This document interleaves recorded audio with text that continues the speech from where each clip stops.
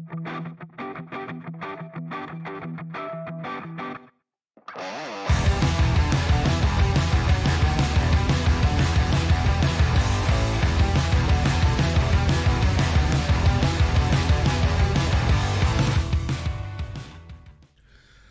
good evening, everyone, and welcome to part 2 of round 2's edition of the Weekend Wrap, brought to you by CrowCast, of course. We had a bit of a dirty night on Sunday night, and beyond our control, but it wouldn't be a CrowCast if there wasn't some technical glitches, would there, Macca? We did the right thing, mate. Well, we didn't have any choice in the end. It was a bit of a schmoz, but anyway, nevertheless, we push on, and it's good to have everyone here. Thanks to those who have joined us on Discord and also on YouTube. Hopefully we make it worth your while. There's still a lot to talk about with regards to the game, and we should probably just crack straight into it. What do you reckon, Mac? Let's do it. So where we left off, we were talking about the experience in the side, and I noticed today that was it today or yesterday, Jordan Dawson came out with a bit of a presser and actually made mention of the fact that whilst the young team needed to do better in terms of stopping flow and all that sort of stuff, it was really up to the experienced guys to do that. So at least they acknowledged that. Yeah, well, you have to. Thanks for your lengthy discussion on that point.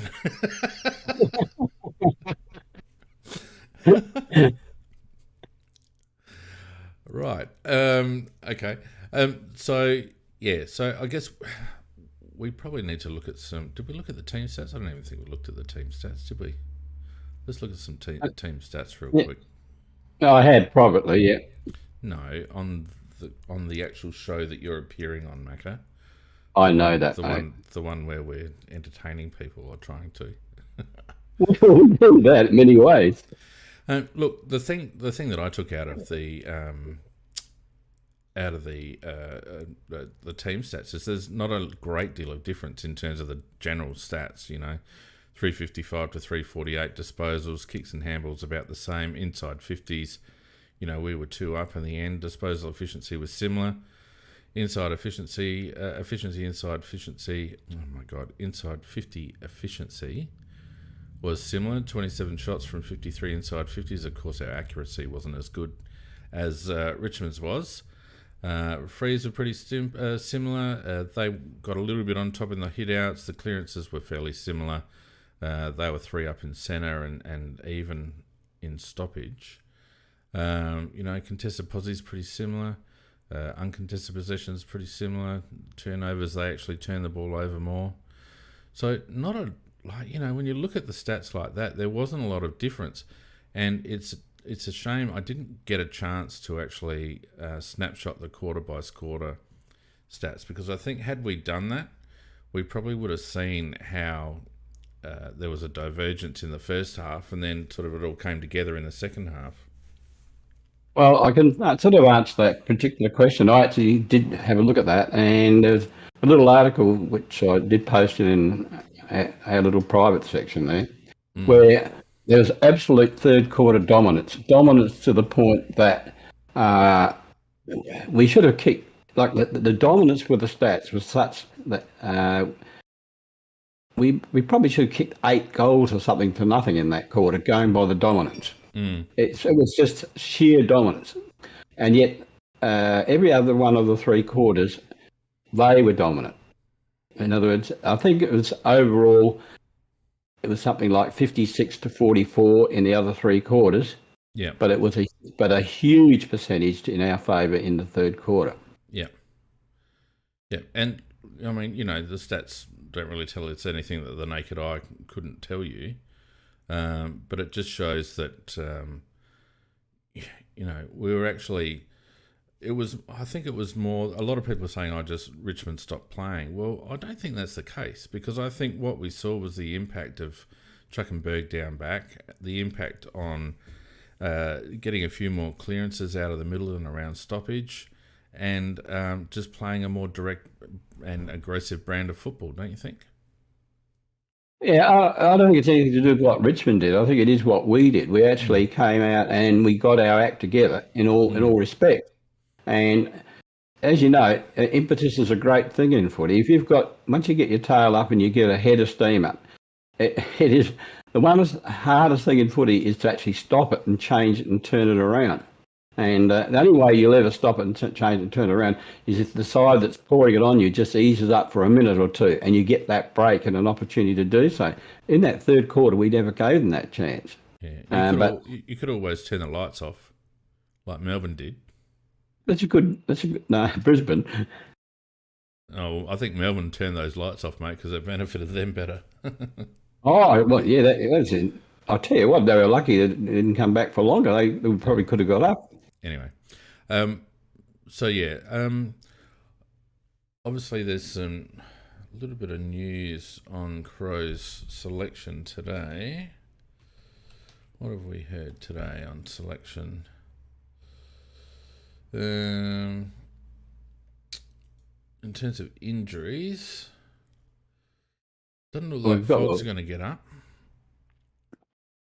He's very dubious, isn't he? And I don't know that you can play him if he's not 100%. If he's 70 or 80%, you don't play him.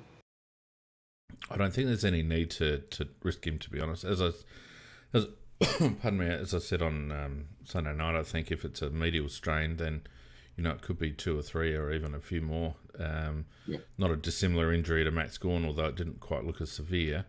But you certainly wouldn't want to play him on 1.5 legs. No, I agree. Miller had a slight adductor strain, but looks like he might be available. You've got Worrell still a couple of weeks away. We've got Paddy obviously on concussion protocol. Who else is there? Matty Crouch obviously is a few away. Billy Dowling is still a week away with his foot. So of the first pick, it's really only Fogg and Patrick. Josh Worrell, unfortunately, is still 3 weeks away. They're just building up his training load. So the cupboard's reasonably bare in terms of injuries, which is a good thing. Well, it's fairly bare to the ones that really count, the ones that you'd play in the team. Because a lot of the ones you mentioned there aren't ready yet to play AFL footy. So you're right. But having said that, I do still think we've got to make a couple of changes to the personnel that did play in the last week. At least 2 that I can think of anyhow. Who would you be thinking of? Well, Schomburg has to be dropped. You can't.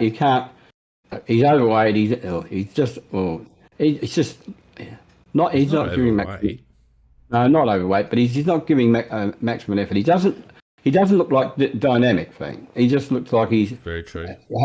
Happy to get an easy kick now and then, and that's not going to be good enough. So, okay, you want to play it easy, well, you're out the side, and I think he's out the side. Well, poor old little Parnell, well, he's out the side by no choice of his own, and I would also drop Himmelberg. I've looked at his stats, and I don't think he has provided us with enough. His relief in ruck is quite pathetic, actually. He's not a ruckman. And I just don't. I think that's just out and out bullshit, Macca. Well, that's your opinion. He's a better ruckman than Riley O'Brien, and you've said that in the past. I haven't said that. Yes, you have. You might. I have not. You have said that in the past. I've never praised Himmelberg as a ruckman. I'm going back to the videotape. No, you find it. You'll never find it. You know I'm going to look now. Yeah, you go look. You'll never find it because I thought that Himmelberg had shown good signs as a forward, and I thought he did a couple of useful things when he went back, but I have never praised him as a ruckman because he's not a ruckman's arsehole, mate. Disagree, but anyway, go on. One tap. He got one tap. No, he got 4. One bloody tap. Disagree. Go on. Well, so he would be out, in my opinion. That's just my opinion. And replacements, well, to me, Phil Thorpe must come in, and he's got to go at full forward and changing in ruck with Rob. And from that point of view, that makes Himmelberg redundant in my eyes anyhow. because I would be bringing Butts back to full back because we were totally undermanned there last week in terms of height. When you've got a novice that nobody's ever bloody heard of kicks 3 goals because we've just got short asses hanging around them. It's just not good enough. That was poor, the selection last week, and somebody's got to come into the midfield, and that's where I start looking at players like how are you going to mix it up? Are you going to put Jones in? Are you going to Hamill? Do you put Haitley in? And probably I've got. It depends. Maybe if you bring Hamill into the back lines, and that might release Dawson to come upfield. I mean, that's one possibility. You're the one doing selection. Yeah, I'm giving you alternatives here, Fleed, because then you can fire them one by one. Just so then, or then you can put Jones back down. I think Jones, his form in the pre-season looked pretty good. So I really think it's probably, and you could argue Haitley into the centre, but he's a little bit slow, and they have quite quick midfielders, so I don't think he's quite the man for the job. He would in it if it was desperate. There was nobody else, but we do have other alternatives. So, but I do think to me it's important. I think Keys's body starts in the middle rather than Berry. Berry has been a non-event for 2 weeks, a non-event. I've let him know that you're no longer the number one starting guy. You're starting on the bench. And I'm putting Keys in there to start off with because there's a big body in there. Well, all I can say is, Macca, I'm glad you're not the coach. Well, now we'll have a genius tell us. No, I don't see any of those around either. I hadn't finished. A self-appointed genius will tell us. Yeah. Look, I have a big problem with people who say play the kids, and then burn them. And what you've just done is burnt Sam Berry to a crisp, to an absolute crisp, Macca. He burnt himself, mate. No, you did just then. You do not. I came in second. He did it first. You do not jump off a young kid after a couple of games. I'm not going jumping off him. You did. You just did. You just did. I'm still. Well, if you listen to what I said very carefully, he starts on the bench and he comes on as a change. He's still going to play the same role, but it's letting him know you've got to lift to if you want to be the lead man. So you've taken Schoenberg and Berry. I haven't dropped him. I haven't dropped him. Hey, I didn't say you did. I said you took Schoenberg and Berry out of the middle. You've put Keys in. So who else is starting in the middle? Well, you got lots of choices to start there in the middle. Have we? We're sport for choice, are we? Who else? Well, you could put Rochelle in there. You could put Saligo in there. Right. I'm happy with either two of those starting in there. All right. So Berry, Laird, and let's start with Rochelle, who's probably been our best, most dynamic midfielder, I would say. Yeah. So who are we playing on that half-forward flank? On the half-forward flank, well, on one side, we've obviously got Pedler. He's already in the team. He's already in the side. But as I said to you, You're just shuffling cards. You're just shuffling cards. No. What you'll do is I'm doing all the work and you're just doing firing shots. That's right. Now, I haven't heard one intelligent comment come back the other way. I'm not here to make intelligent comments, mate.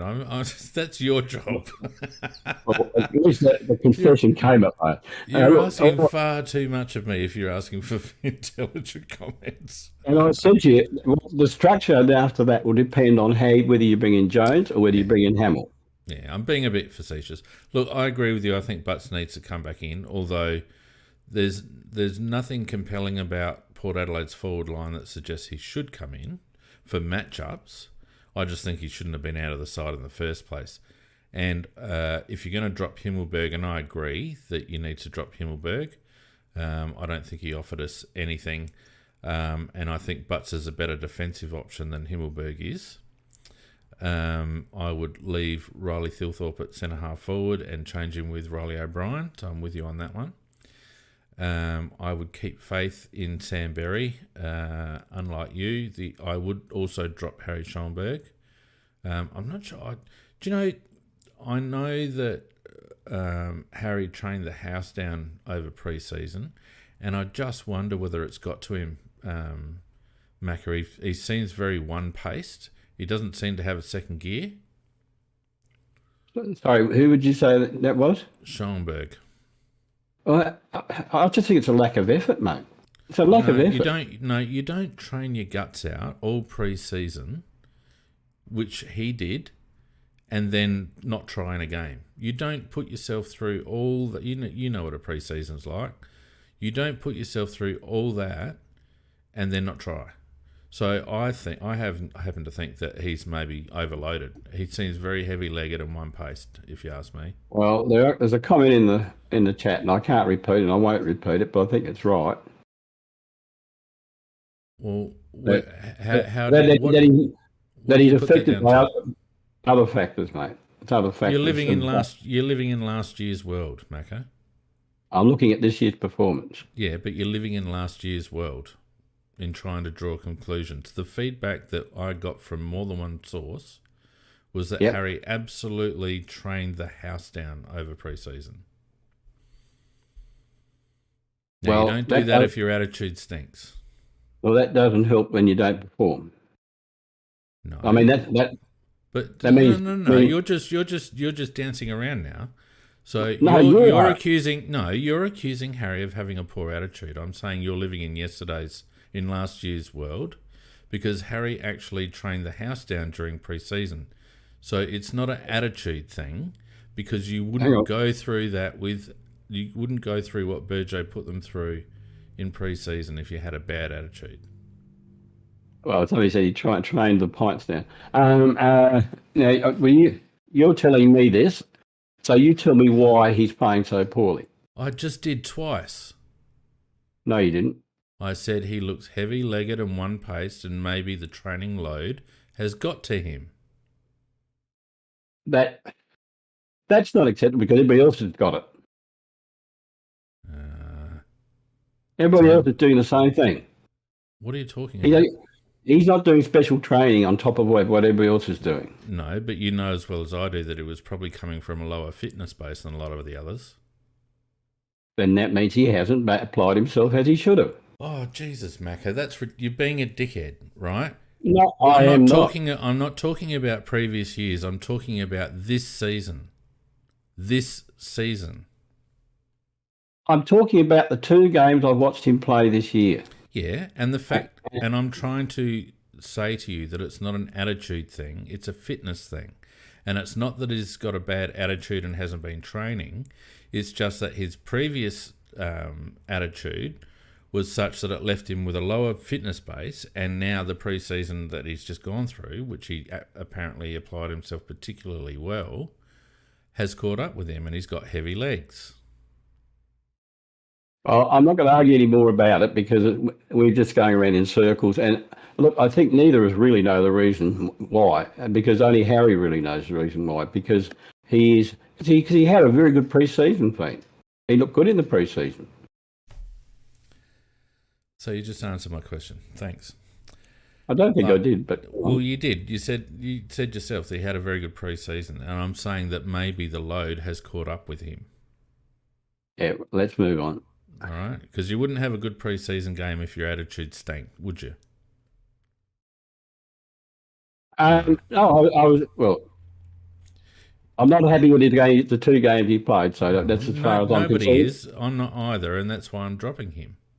But I'm not having the fact that you're saying that it's an attitude thing, because that would have been correct last year, but it's patently false this year, and it's just lazy analysis on your behalf. Hey, we're actually agreeing on the same thing. He should be at the side, so why don't we just leave it at that? Well, because we differ on the reasons. But anyway, I also am very concerned by the fact that Rory Sloane has not been mentioned in injury dispatches, because he's clearly not right. Well, I agree with you because he definitely limped in during that game. There was some limping going on, and I don't think he should be playing. To be honest, I mean, if he had been a marginal player, one that played regularly but only a marginal player, and his name wasn't Sloan, he wasn't the previous captain, he wouldn't be in the side. He's 33 years of age, and he's not capable. Well, he hasn't been so far capable of producing the form that justifies him being in the side. So, if he was Freddie the Goose, who just got was a half-back flanker or a winger and just performed, he'd be out. He'd be out. So, I think they're showing him too much respect in the sense that, Roy should just rather than say dropping him, they should tell Roy to just say that he's got a slight injury and he will rest this week. But that's what should happen. I don't think he should be dropped. I actually think that he needs to get more rehab into that knee. He clearly can't run two ways. He clearly struggles moving laterally because he pulls up sore whenever he does it. So he's not fit enough to go through a professional game of AFL football, which means he's not right for our ones and he's not right for the SANFL team either. So they should rest him. He should be on the injury list. Yeah, but they will play him. I bet they play him. Oh, no doubt. No doubt they will. And it's really annoying because if it were me, the blowtorch that you've so harshly turned on Sam Berry, I would rip out of your hands and turn it on our senior players like Sloan and Brodie Smith. If you want to get shitty about a couple of players, get shitty about those players. Have 3 blowtorches been. You have to limit yourself to one. Well, I'm not going to have people hanging on a kid because he's had 2 bad games after 2 seasons. That should be finished with 2 seasons, Sam Berry, 2 seasons of quality output, and he has 2 bad games, and you've started throwing darts at him. Whereas Brodie Smith has given us 100 games of mediocrity over the last 100 games that he's played, and not a word from you, not a word. I criticise him every week. Christ, what do you want? You want me to come up with a cricket bat and dog him over the head or something? Yes, that's what I want. Christ almighty. I tell you every week, and then he just kicks great big bloody things in the air rather than trying to find a man. I know what he does. Him every week. So I don't spare the blowtorch. Right. So if it were me, I'd actually, if you're going to play Sloan, take him back to halfback, bring Geordie Dawson up onto the wing. But they won't do that. They'll leave Sloaney up on a wing. We've got to replace Parnell. I'd replace him with Geordie Butts and go one taller. We've got to replace Harry Schoenberg. I would replace him with somebody, probably Chase Jones, and start him as a sub. And we've got to replace... That's he's short on the field then. What's that, sorry? He's still one short on the field then. Well, we got to replace Darcy, and I'd bring in Lockie Gallant for Darcy. So hang on, that's so Parnell out, Schoenberg out, Fogarty out, and Himmelberg out. No, and Himmelberg. And Himmelberg out. You're right. In comes who did I say now? Chase Jones, Jordan Butts, Lockie Gallant. I need one more, don't I? What about Phil Thorpe? Well, he's already in because he's. No, he was a sub. Yeah, he was a sub, so he's not out. He's in. No, that's always counted as out. You have a look. But he's already in the 23. He doesn't need. He's not replacing. Yeah. He's replacing someone on the field. He's got to replace its starting 22 player. Oh, Jesus, Macca. Oh, I'm right, mate. You have a look. When they put this thing, if you look at the teams every week, when they look at the ins, the player that had been a sub the week before is called an in, and in brackets sub last week. don't give a shit. I don't have You're to. wrong. You're a player Right. short. I know I'm a player short. I've just been counting it out. So you said bring in Riley Thilthorpe. He's already there. I've got to bring in another player, right? So I'm probably, I don't know who I'm bringing in. Do I bring in, I'm probably bringing in Jackson Haitley, you know. Well, he's a possibility. He is a possibility. I put him down as the possibility because there's not a heap of them that you can actually bring in. And it could be a Jones, it could be a Haitley, a Hamill, a Millerer. Gallant. Actually, you didn't mention Millerer. What are you going to do with Millerer? Well, I don't think he's coming up. Although he's apparently available. No, I wouldn't play him. I wouldn't either, but they may well play him. Well, if they play him, it's a massive mistake. He doesn't deserve straight back in after an injury. He's missed too many games now. Well, I agree. Yeah, he's played one game in in the last three. So, like, he played the first. We played two, and he played one, and he did miss last year. Well, we've got to count pre-season. So he played the first pre-season thing against Freo, but he missed the one against West Coast.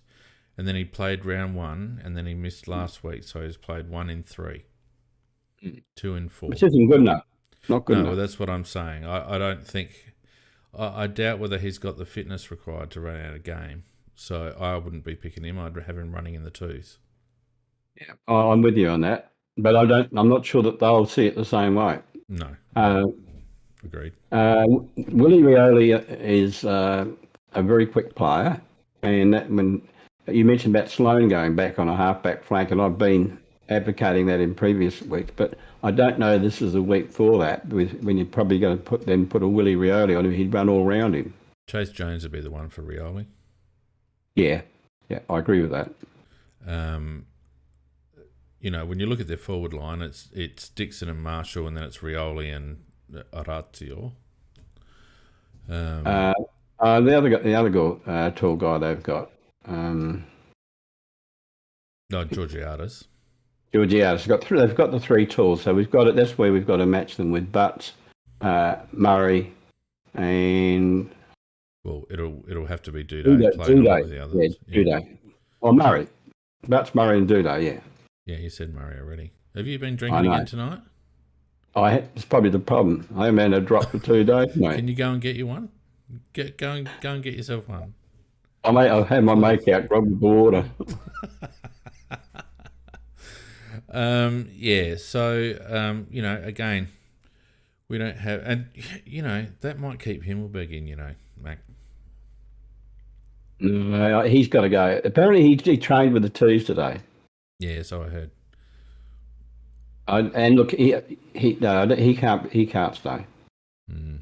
We've got enough tools down back, because don't forget Michelini's tool too.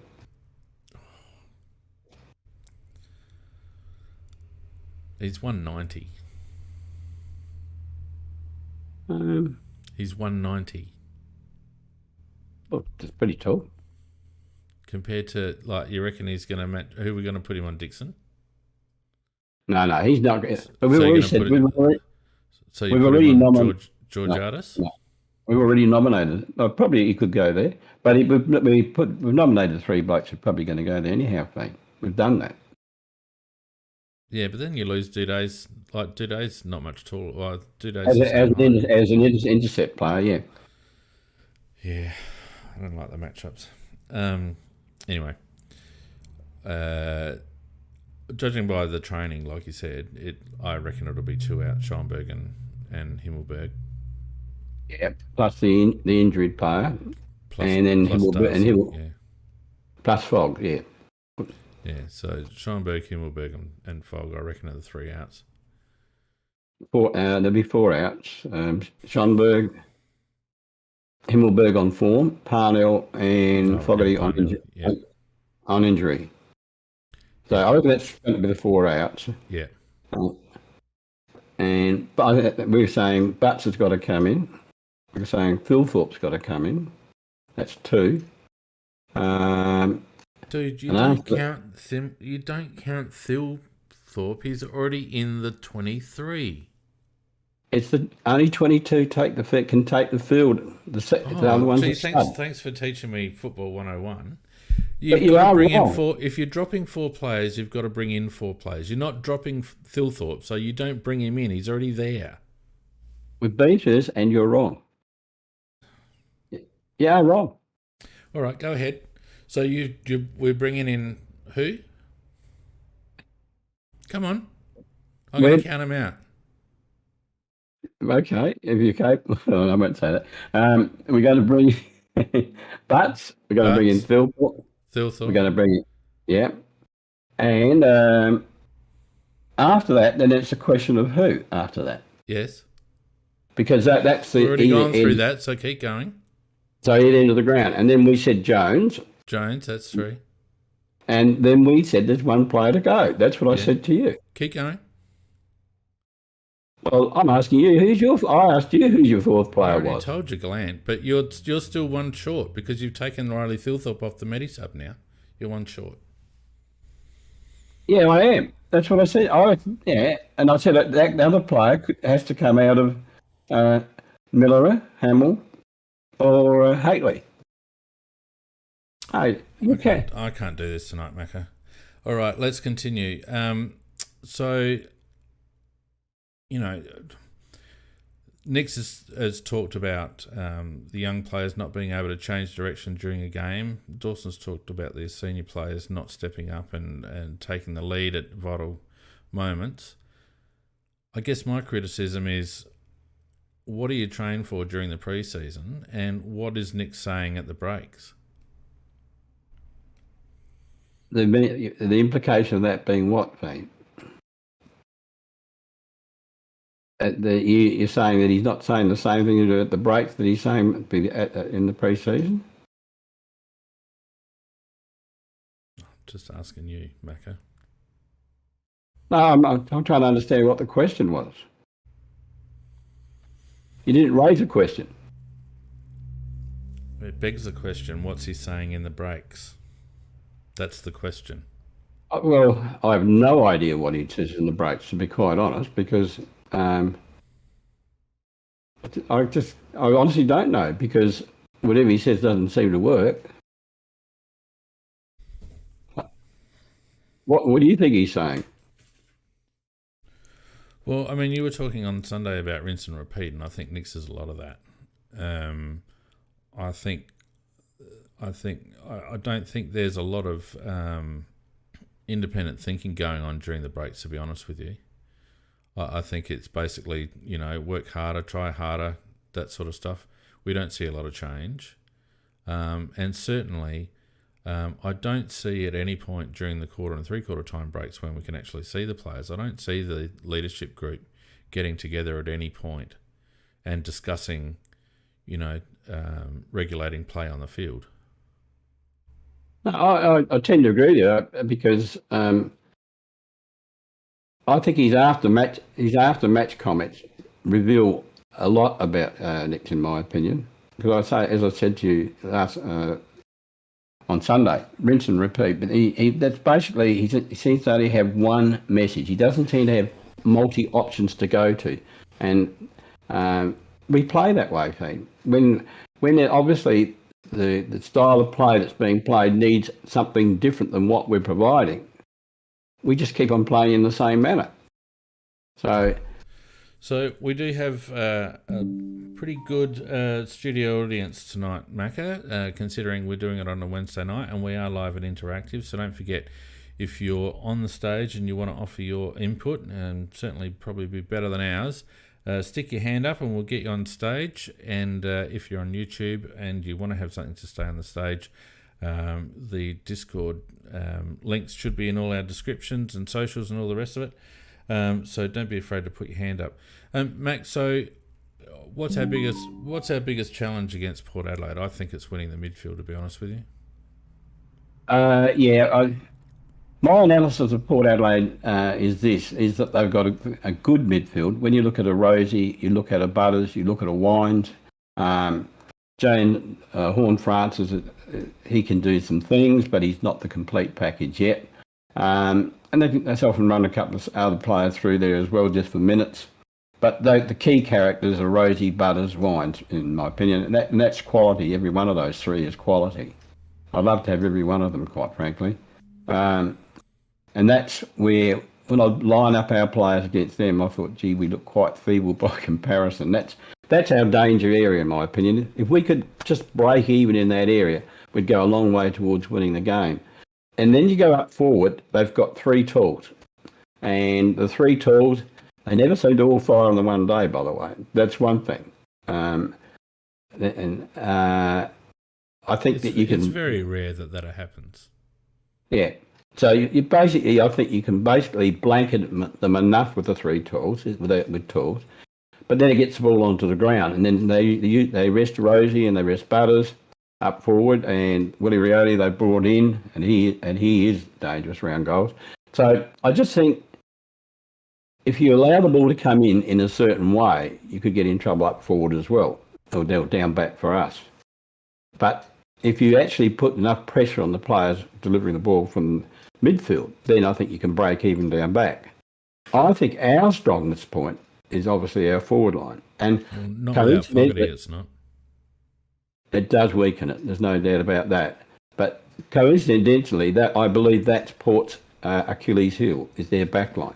Their back line is, if you rated it in where it sits in the competition, it would have to be, well, it's certainly below the top 8. It's got to be maybe 12th or something like that. It compares poorly to a lot of backlines, and because it lacks a lot of height, and there's a lot of sameness about their defenders as well. So, if we could break even in the middle, I would think we could have a chance of winning it, but it's going to be very hard to, because I think that's where their quality sits, which is in the middle. Their ruckman, he's out of form as well at the moment. He's not doing great things, but our ruckman isn't either. So it could be two big bodies just bashing into each other and the ball coming to the ground. So I don't know that there could be any particular ruck advantage. So really, yeah, I think it just comes back to the midfield. There is an alternative, and that's that we basically not forfeit the midfield, but concede that we're probably going to struggle to win the midfield contest, and we set up to have a very, not a defensive mindset, but a mindset where most of our attacking forays are coming from rebound off half-back flank. And we play a very defensive setup through the midfield. Play very man-on-man in the midfield, turn it into a bit of a scuffle in the midfield, and allow our strength, which is our rebound off defensive 50, to come to the fore. I would have more confidence in that game plan being effective against Port Adelaide, because what you've got to do is spread them. I think as dynamic as they are, they're not overly... they're not bad defensively, but they don't run too hard defence. Like Collingwood cut them up. Running the other way. Port Adelaide didn't have the appetite to run both ways, and I think if you concede that maybe they have the talent strength in the middle, then maybe you just body up in the midfield and try and minimise their fast breakaway stuff out of stoppage, and you set up to mount attacks off half back. The problem with that, of course, is that needs your forwards to come up high, and if you're taking away Himmelberg and Fogarty out of that, then you're really limiting, I think, our ability to link up during that transition. Yeah, there's no argument about that. It depends. I mean, if you're coming from the centre of the ground, it's a hell of a lot easier to have a meaningful attack rather than coming back from half back, because it's put in Smith's hands and it's just a great big bomb up forward, and that means a contested ball on every chance of it being cleared.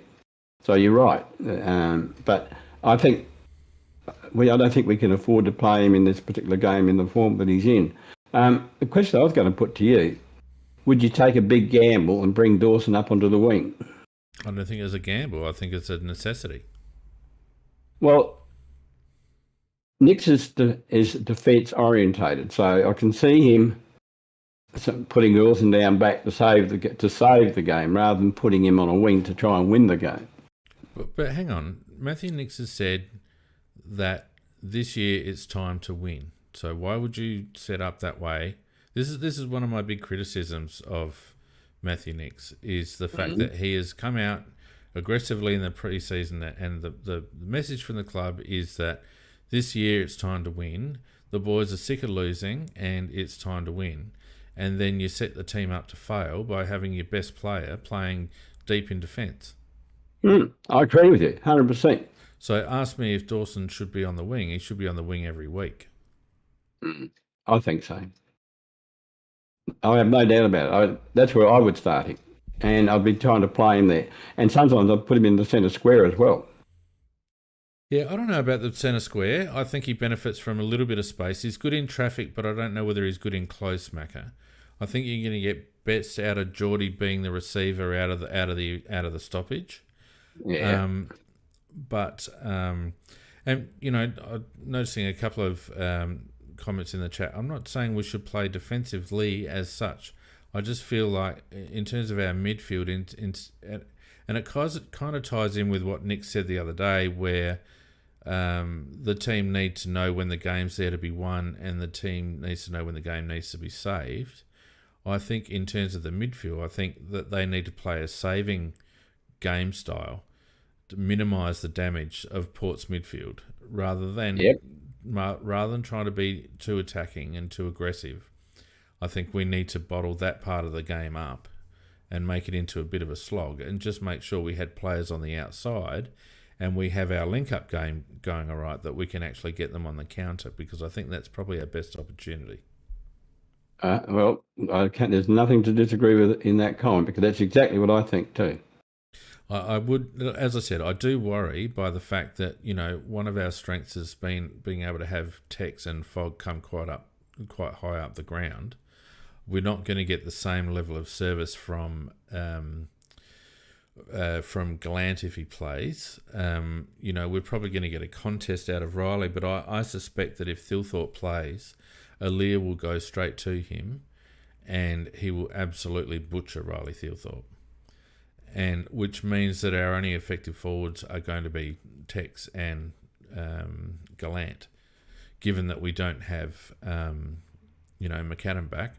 So, you know, I can see the danger of a lot of balls getting dumped on Lockie Murphy's head.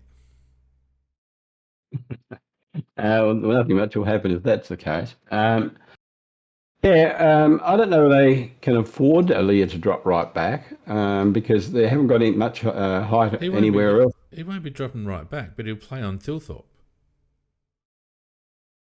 Yeah, well, he probably would. Or who would play on Tex then? Oh, does it matter? Does it matter? Well, it matters in terms of being able to try and win the game. It matters who you're standing. Well, I think Port would be quite happy to give away, 4 or 5 behinds and let Tex have shots for goal. That's cruel. Oh, hey, no, look, Tex didn't look great. The Richmond fellow, what's his name? Forgot his name, that was on him last week. Absolutely lowered Tex's colours, in my opinion. Had a look at the stats. I was surprised how many times Tex actually had possession of the ball. He had a lot more disposal, but he just had one of those days where he didn't use it when he had his set shots and he missed, and which is not normal, his normal game. And overall he didn't. Bolter. Bolter, that's the one. Yeah, he played very, very well. Bolter did. Yeah, didn't really. I mean, Tex got a bit of the ball up the ground, but it wasn't a threat up forward. Bolter blanketed him where it mattered, and that's in our forward 50. Yep. So you wonder where our goals are going to come from, because I see that we're going to struggle in transition, and I feel, as much as I think. If you're going to drop Thilthorpe, if you're going to drop Himmelberg, you've got no choice but to play Thilthorpe. I actually think that Riley will get destroyed by Aaliyah. I still don't think I still think Aaliyah will probably go to Tex. That's what I think. Not a chance. Not a chance. Because Tex will run him up and down the ground. They don't want Aaliyah playing that game. They want Aaliyah camped in defensive 50. Tex will run him right up the wings and all the rest of it. They won't. There's not a chance. When was the last time Aaliyah played on Tex? I can't remember the last time Aaliyah played on Tex. I'd have to go back and have a look at the tape. I couldn't tell you, man, because I don't know who's to. I don't bother remembering individual things like that. I think they would use the opportunity to exploit Thilthorpe's inexperience, and I think that you'll find that Aaliyah won't spend a lot of time outside of defensive 50.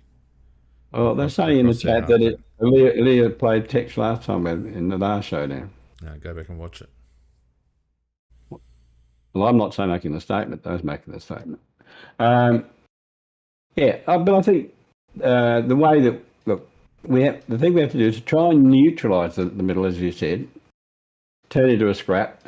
But when we do get an opportunity, to try and flick it out wide and come in quickly, and because as I said, Port's defence I rate as one of the lower defences in the league. Once you bring that ball in quickly, you've got a real chance of scoring against Port. Yeah, and what I'm saying is I don't think we've got the ability to do that. Oh, we probably haven't. I'm not saying, because I think we're missing too many of the key elements of our transition, in my opinion. So it's going to be a struggle to move the ball quickly, in my opinion, because the blokes that are key about that, the one bloke that I'm going to be very interested to see if he can back up last week's game is Lockie Scholl, because I thought he did particularly well, and he did actually help us in transition. And I think if they played him and Dawson on the wings, we would get quite a bit of good ball use through that middle section of the ground. Would make a massive difference the way the ball came in. Yep. But then, of course, we've already mentioned that Duday is going to be playing quite a defensive role on one of the tools. You take Geordie out of the back lines, and then you're relying on Brodie Smith then, or perhaps a Chase Jones. So all of a sudden, again, it becomes a little bit dicey. So you can see, even if Dawson went up, you could see him playing defensive side of the wing quite, being that first link. Yeah, probably. No, that is the problem, is that in the areas they're strong, and up forward, without Dawson there, we don't look strong. We look vulnerable without him. That's the problem. Yeah. But if we're ever going to learn to be a good side, we have to learn to be able to play without him back there. Well, because he's a great attacking weapon. I mean, he started off playing halfback for Sydney, and he was very good. He played like he does here. But they moved him in his last season there. They moved him onto the wing, and he became dynamic, absolutely dynamic. He was just setting up goal after goal. Yeah, and I agree 100% with you, and this is my criticism of Nix and why I said on Sunday that he was coaching selfishly, because if taking Geordie out of defence leaves a deficiency, then that's a deficiency that we have to live with and we have to try and find a solution for, not just plug it up for the sake of, reducing losing scores. They've got to find an alternative. They wasted half of Josh Worrell's season last year persisting with Tom Duday with a broken hand and Jordan Dawson down back as well. That's and to me, it's selfish coaching. And we spent all those tickets in the draft on a lad that is a very attacking player who kicks the ball really well.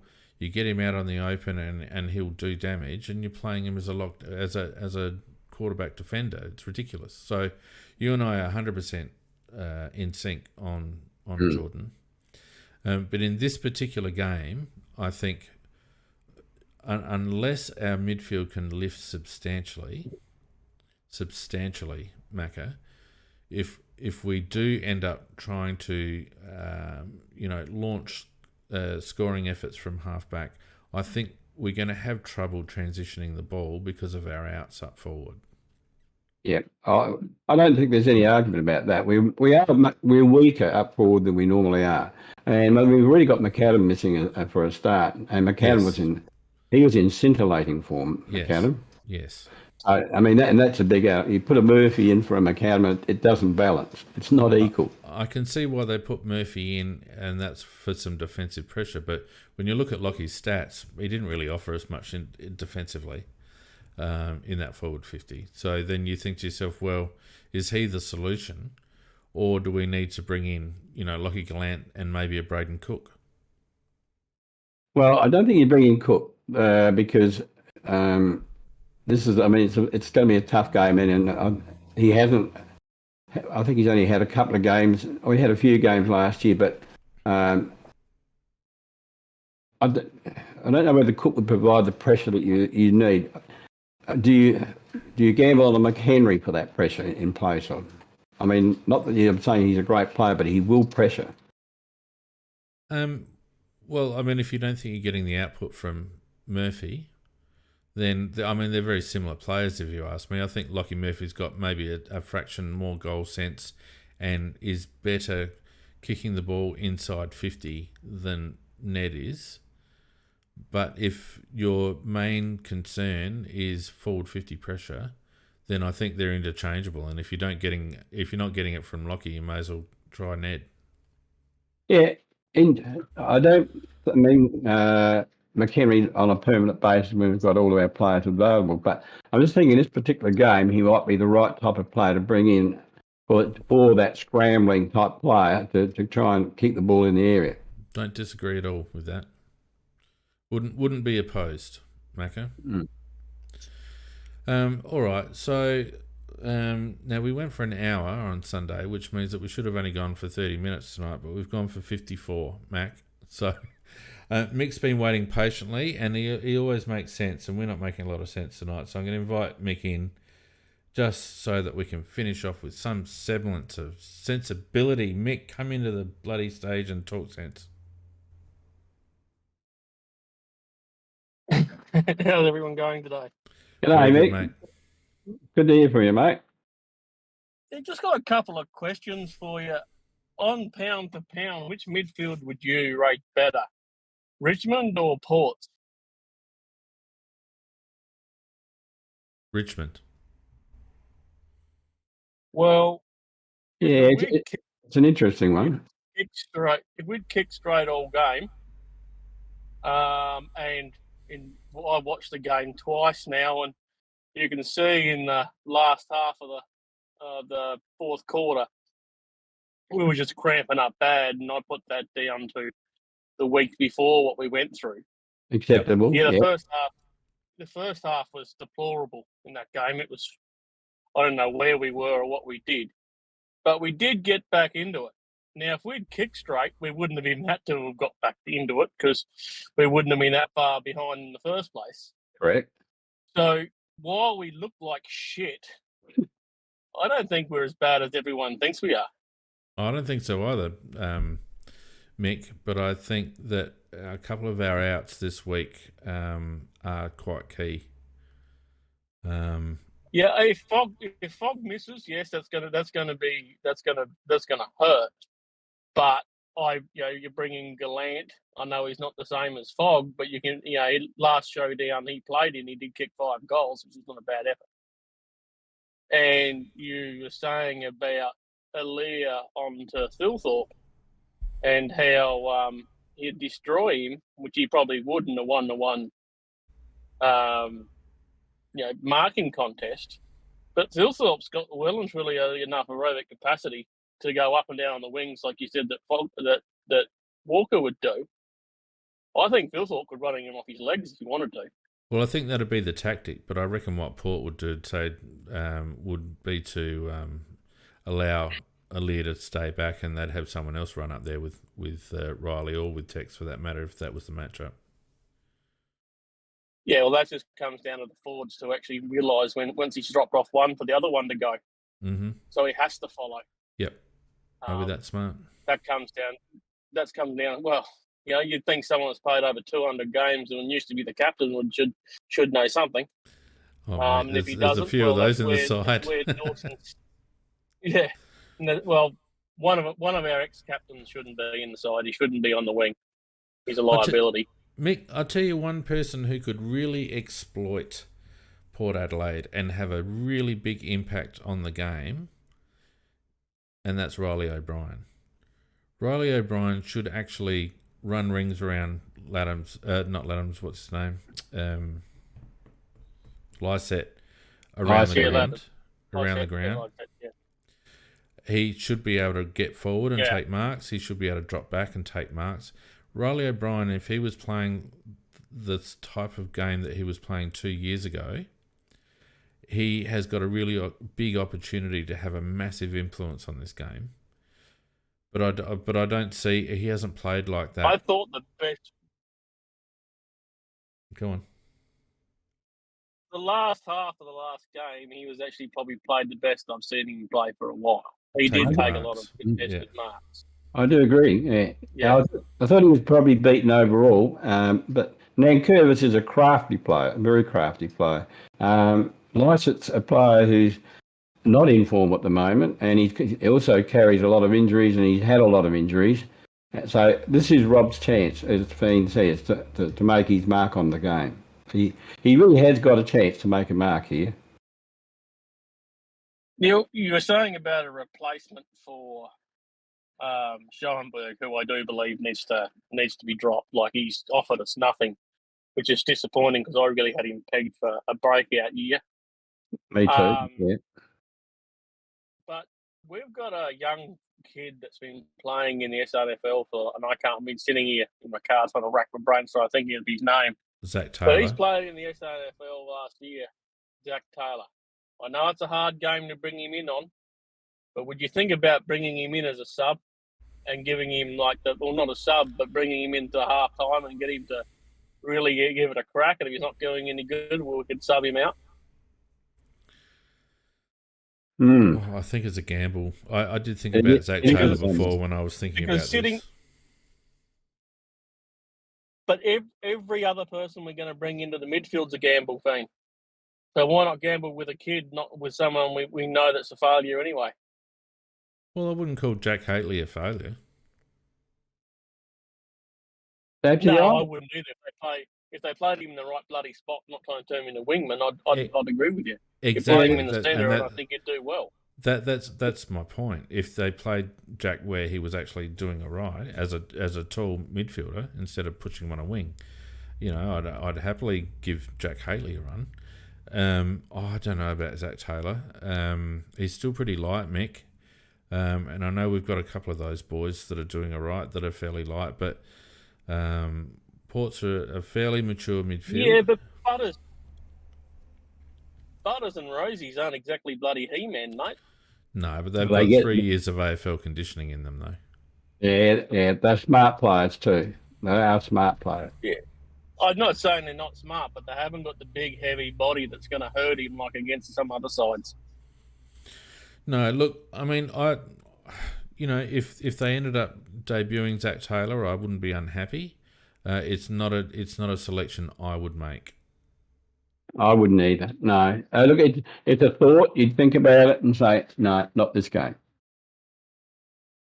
Yeah, but we also need a bit of speed in there too, mate. I mean, you bring in Haitley, I think he's not a good player. He's a pretty, as a midfielder, I think he could make it.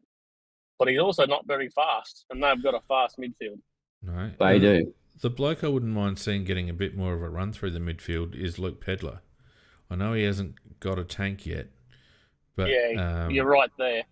But he's sneaky fast. He's bloody aggressive as hell, and he's got a pretty good pin on him as well. I'd like to see him sneak through rotations. I think Rochelle has shown us that he's a genuine midfielder. I don't want any more of this. He's a forward. He's a genuine midfielder. God, I love that kid. Yeah, me too, mate. And I think that Fiend's right about Pedler. Pedler, not this year. I think Pedler should do his time on a half-forward flank this year, but I reckon next year, when he's got a bit of AFL grounding in him, and good grounding in him, because, I mean, the guy's tough ass, and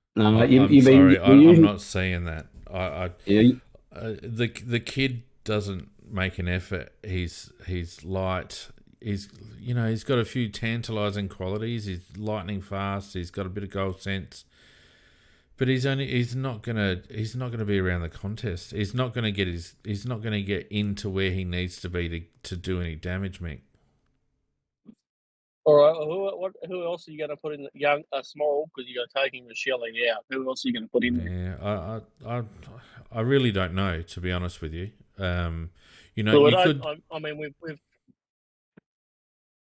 You could slot a Zach Taylor into half forward. You could bring McHenry in.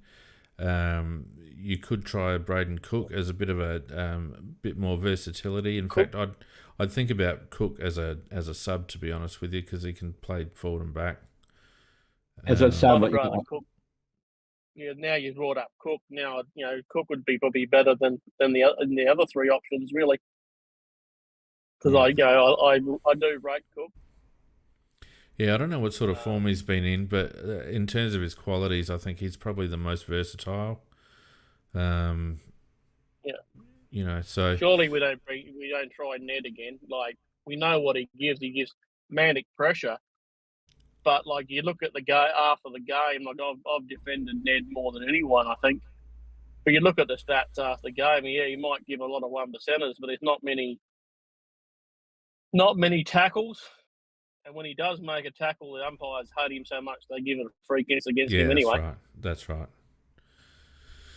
So, selection's going to be very interesting, I think, and there's a couple of different ways that the club can go. I must admit, I'm not as anti Himmelberg as most of you guys. I'd be quite happy to see Himmelberg stay. I'm not either. If we retained Himmelberg, I wouldn't drop Himmelberg. If we retained Himmelberg down back, it gives us far more flexibility. I think dropping Himmelberg actually hamstrings us a bit, to be honest with you. But well, it depends. Are you guys bringing back Butts back into the team? Yep. Well, you can't bring in another tool down there. You've got enough tools already. You have too many tools and not enough smalls. That's your opinion, Mac. Well, you can't play five tools. You can't play 5 tools. Well, who's counting 5 tools? Well, you were talking about getting Dawson out of the back line, weren't you? Well, he's not a tool. Yeah, but you're asking him to play tool. 190-odd centimetres. No, Butts on Dixon. Himmelberg on. Hang on a minute. Butts on Dixon. Murray on Marshall, and Himmelberg on Georgiades. There you go. There's your 3 matchups. Look, Himmelberg's not required. Well, that's your opinion. We're debating that with you, Macca. I say that Himmelberg, dropping Himmelberg actually makes us less flexible. We don't need less flexibility. We need ability, not flexibility. We need ability. We need the ability to get it right in the first place, mate. And you've already got Murray. If you bring in Butts, that's 2. You've got Duday, which is 3. You've got Michelini, which is 4. Duday's not a tall. We complain about playing Duday on a tall all the time, and now you're saying to play him on a tall back. No, he could play on that. What's his name? The one that's out of form for them at the moment. Hadn't been getting a kick. What we were talking about before. Anyway, we're going around in circles. We're going around in circles. We know your opinion, Macca. I've stated my opinion, Mick. I've enjoyed listening to your opinion, but we could go around for hours on this, and I'm sure we're starting to bore people who are listening. So let's leave it there. I need to get back to work anyway. Yeah, stop slacking off, mate. Always good to hear you. All right. Catch you later, Mick. Yeah, mate. Thank you. See ya. Bye. All right, Mac, I reckon we're just about done. Just a couple of things before we finish up, though. We didn't cover the Fantasy League on Sunday night because we got rudely interrupted by the internet gods. So let me just log in here. How'd your dream team go, mate? Outstanding. I'm in 2 comps and I'm leading. Jeez, you're just a bit of a gun with that, aren't you? I spent a lot of time on it. Yeah. What's your secret? To get it right in the first place, getting you put the right players. It's all about making. Are you a do you load up and then have a light bench, or do you have a more even spread? What's your tactic? No, guns and rookies. Guns and rookies. Yeah. And I've already made about. I think I've increased my bank by about 10% so far. About 8%. About 8% already. That's not bad. Yeah, no, it's the way to go. And then you get enough rookies. You turn 2 rookies into a gun and another rookie. Yeah, it's a team. It's not new. I mean, I think the guys that win all the competitions, like the real big time ones, they use that approach, and so good enough for them. It's good enough for me. I used it in my comps, and I win the money all the time. Yeah, there's 2 approaches, but that's the one I think that I tend to favour. Not that it does me any good. Here's the tipping comp. We can see Sam G is still on top with 21. With 11, along with Bradley and Billy. Our best scorer was 6 last week. I think only one person got 6 out of 9. That was Mark D. I only got 4, which is the same as the previous week. So I'm down on 14, on 14th, Mac, which is no good. And the thing that annoys me is that Crow's Gill is 1 above me, so I'll have to do something about that this week. She's 2 above me, actually. In the you're not in our tipping comp, are you, mate? No, it's a bit of a wuss, really. I don't really like tipping comps. I'm not that good at that. Not so good at tipping comps? No. Can't be good at everything, I guess. No. So after 2 rounds, Jack A is on top in our fantasy league, in the main fantasy league, with John C, Jad, Tony, Christian. And I'm not doing too bad, Macca, but I just had I had a bit of a lean week last week with a couple of players that you'd like. The Port boys did me in. Connor only got 81 or something, and Horn Francis went to sleep. And Tom Green had a quiet game against West Coast too, which was unexpected. Yeah, he was. Well down. So that's our fantasy and tipping comp. You can always, if you want to join our tipping comp, it's not too late. You can still hook in there. Obviously, the fantasy leagues are closed, but if you want to have a tip, get around it. Also, don't forget that we're in the final. Oh shit! I should have actually drawn that last week. Who won the bloody? Let's have a look. We should have drawn the merch competition. Let me just find it. Monthly giveaway. 1990 Crow won this month's t-shirt giveaway. Well done, 1990. Well done, mate. I'll get hold of you in DMs on Discord, and we'll organise a t-shirt for you, mate. So well done. And in a couple of days' time, watch out for the April giveaway. I don't know, we might make it something other than a t-shirt next time. We might make it a cap or something. But good stuff there. I think that might be all the gratuitous stuff we need to cover, Mac. Well, you're in charge of that department, mate. The only thing that I've got left to ask you, mate, is who do you think's going to win on the weekend? I think that Port will win. Port comfortably, do you think? No, not necessarily comfortably, but unfortunately, I think that they will win. Look, I'm not saying we can't pull it out, but it'd be pulling one out. Yeah, I think it'll be relatively comfortable, and that then begs the question: will be 3-zip and looking down the barrel, Mac? Well, at, and so will at what and so will, point? At what yeah. point will Matthew Nix start having the blowtorch turned on him? Publicly, not for a while. Privately, after this week, and I think that he really has to get some wins on the board before the bye rounds, because if we say we've only won 2 or 3 games by the time the bye rounds come along, I would say that he'd be getting told that he's gone at the end of the year, or he may even just do it. I'm less inclined to think that they'll replace him, to be honest with you. Well, you think he'll get through the whole year? Well, I don't think he should if those are if the results go that way. But the one thing that I will say is that I'm not in favour of the club ditching him for another rookie coach. I think that's a mistake we've made a couple of times, and I would only be in favour of them getting rid of Matthew Nix if they could secure an experienced coach with some runs on the board. Buckley? Do you know who I'd be chasing? I'm listening. John Longmire.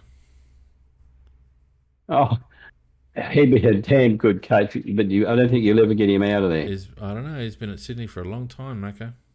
I think he just got re-signed for that. Are you sure? I think he just got re-signed with another couple of years.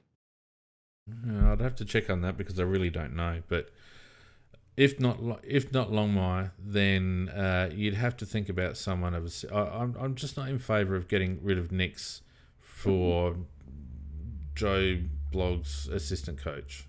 To me, there's no point. Yeah. There's one thing I just want to mention. I was thinking this myself before in private this afternoon when I had nothing to do, and the club is sort of shooting itself in the foot in the sense that there would have been a time when the Barrackers or the Crows would have been 70% of the state and 30% of the state would have gone for Port Adelaide. And now I think that ratio would be closer to about 55 the Crows and 45 the Port. But what's happening, of course, is that I don't think that's true at all. Well, I think it is, and I think have you done a survey? No, I haven't. Stats to back that up? They quoted that on 5AA, so you can have the argument with them. Well, here's the argument that I'd put to you. Have a look at the attendances. Yes. Right, attendances will tell you that that's a big load of rubbish, Mako. I think their attendances... 5AA are Port shills, and they are just there to pump Port's tyres up, and I would be amazed, shocked, if that ratio that you just said, that they just said, is true. Because the crowds do not support that argument.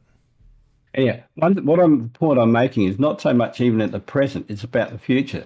It's little kids like to go for winners, and the longer we're down the bottom, the chance is that little kids are likely to go for Port Adelaide because they're winning. Yeah, or winning more games than we. We've talked about that before, the whole battle for hearts and minds. Yeah, but I just think that's something that they've got to. We do have to start winning sooner or later, otherwise it's going to be very hard down the tread, down the way, just to keep our percentage of support up. And and it's money for the club, particularly now that we're going into into heavy debt. I don't like that train of thought at all. Well, I'll tell you what gets people through the gates, and that's premierships. And what you're saying is what the club has done for the last 10 years is make the 8 and anything can happen. Make sure we're always in contention. And that has killed this club over the last 10 years. And our club has been a slave to that number for that very reason. And it has killed this club. So I'm strongly, strongly opposed to any tactic that makes us a side that's in contention. I want us to win premierships. And look, that's fair enough. That's fair enough. But what I mean is that if you're not going to do it on the field, you've got to do a hell of a lot of work off the field to make sure you win the hearts of the kids coming up. They'll be the Barrackers of the future. Yeah, I know. I mean, that's what we're here for, to win premierships, Macca. To win premierships. You look at Well, you look at Richmond's membership and how that's gone through the roof since they've three-peated. Right? You look at any club who's been successful and the impact that that's had on their membership. I'm not interested in the club getting to a point where they're solid teams every year in contention, just miss out on a prelim, blah blah blah. I'm not interested in that. That's what we've been dished up for the last 10 years because we've been happy with mediocrity. You know, that's why we got rid of the last regime. I'm not interested in that. I'm interested in a club that wants to win flags. And okay. I don't see that replacing Matthew Nix with another rookie coach is going to give us any value. I would rather see Matthew Nix continue until we can get ourselves a bona fide coach. I would first and foremost, I would rather see Matthew Nix succeed. Right, first and foremost, I don't wish any ill on Nixie or any of the coaching staff down there at all. I want them to succeed. I have my doubts, but I don't see the value in replacing him with some other assistant. No, I didn't say to replace with another assistant. I didn't say you did. I didn't say you did. That's my opinion. Right. I'm just saying that I would say that by the bye rounds he might be just not necessarily getting the sack, but he might be deciding his fate for the year. Yeah, or as I said, deciding his fate only if we've got someone lined up, Mac. Otherwise, what's the point? Well, you don't get rid of something. Well, if you're smart, you don't get rid of somebody until you've got somebody locked up. Well, we've done it before. We got rid of Pikey, didn't we? Well, yeah, but we haven't been very smart though. No, that's right. Well, and it begs the question, who's available? And that's why I plucked Longmire's name out of a hat. And I didn't know whether it's available or not. But to me, unless you're going to get a coach like that, and we've had, we've had Clarkson come onto the scene. We've had Ross Lyon come back into the scene. We've had Brad Scott come back into the scene. You know, there's to me, unless you prize a coach out of another club, the only one that even closely remotely fits that bill is Nathan Buckley. Mm. You know, yeah, and no, thank you. James Hird, no, thank you. Look, the bloke you nominated, Longmire, would be perfect. He's a guy that he's a hard man, but his players still love him, and he plays a very good brand of football. It's a winning brand of football, and it's a continuous brand of football. So yeah, okay, he'd be as good as any in the league, but you won't be able to get him because as I said, he's just done a re-sign. So you'd have to be looking at somebody that's available, and probably either, unless you can like pinch a Hardwick off of Richmond, or a Buckley, but Nix is, look, I hope it is Nix who can make it. I've just, I haven't doubted him totally, but this year. But the way we've started, well, it's only 2 games. We'll talk more about him later. Well, I'm sure we will. And on that note, thanks everyone for joining us tonight. It's been a good, solid discussion, Macca. I'm sure that you've been drinking on the sly there, but that's all right. I haven't. No, I suspect otherwise. I suspect they're on the other side of the fence. Yeah, all right. Well, anyway, look, if you're listening on demand, you can. If you're listening to the audio on demand, I will have spliced this onto the first part of the episode's audio, so you'll be listening to that in one hit. If you're listening to this on YouTube and you haven't seen part 1, I will put the link to part 1 in the description. Unfortunately, Macca, the AFL decided to chuck a copyright block our way on Sunday night as well, so the YouTube video got blocked. So I'm working my way through that with AFL Media at the moment, because I've never had a problem in the past. Oh, great. I actually last season got permission from them to put in small clips so that we could analyse them. They didn't have a problem with it, but just randomly out of the blue they chucked a copyright block down, so that'll take a little bit of resolving, but I will re-upload the video without those clips, and you'll be able to watch that on YouTube link will be in the description of this one.